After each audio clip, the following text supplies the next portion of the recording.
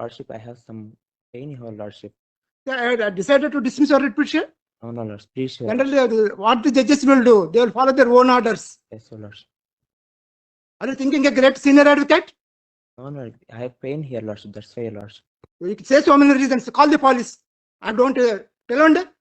Sorry, I'm Please begging, call you go for an appeal. begging for your grace. Don't say anything, counsel. मई 5, 2026 में एक new advocate को Andhra Pradesh high court जज justice तरलादा Rajasekhara Rao ने bad behaviour के चलते 24 hours judicial custody में जाने का आदेश दिया। और जब हॉनरेबल कोर्ट ने एडवोकेट से केस से जुड़ी हुई ऑर्डर की कॉपी मांगी तो वो कॉपी नहीं दिखा पाए और केवल इस वजह से ये कहा गया कि ये बैड बिहेवियर है और आप कोर्ट में ऐसा नहीं कर सकते, आपको हम जेल भेज रहे हैं। और ये स्टेटमेंट भी दिया गया है, do you think that you are a senior advocate.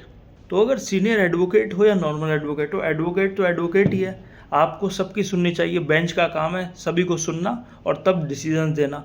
लेकिन ऐसे किसी को डिसरिस्पेक्ट करना, अगर उसकी कुछ गलती भी थी तो उन्हें समझाया जा सकता था। और भी पीछे सीनियर एडवोकेट्स बैठे थे, बार के मेंबर्स बैठे थे, वो लोग आकर वहाँ पे करेक्ट कर सकते थे। अगर कोई गलती हो भी गई है तो वहाँ पे एडवोकेट ने सॉरी भी बोला तो वहाँ पे उस चीज़ को वहाँ भी सॉल्व किया जा सकता था।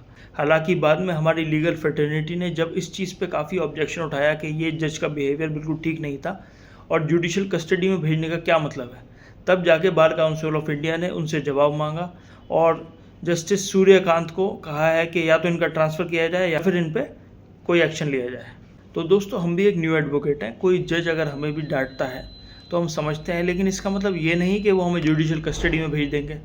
हालांकि काफ़ी बार ये भी देखा जाता है कि न्यू एडवोकेट्स को पीछे से सीनियर्स आ जाते हैं, जब कोई उनसे चीज़ें सॉल्व नहीं होती हैं तो उसको सॉल्व करते हैं, जजेस को भी समझाते हैं, तो उस गलती को नज़रअंदाज किया जाता है। क्योंकि जब हम न्यू एडवोकेट होते हैं तो हम प्रैक्टिस में न्यू होते हैं। मैं भी कई बार कोर्ट्स में गया हूँ, काफ़ी मुझसे भी गलतियाँ होती हैं, लेकिन इसका मतलब ये थोड़ी कि एडवोकेट्स को जुडिशियल कस्टडी में भेज दिया जाए।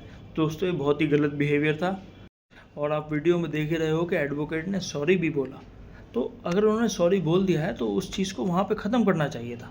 एक बार एंड बेंच के बीच का जो रिलेशन होता है वो बना रहना चाहिए और दोनों में ही एक कोऑर्डिनेशन होना चाहिए। ऐसा नहीं कि आपने एक तलवार से सबको काटना शुरू कर दिया, ऐसा नहीं होता है।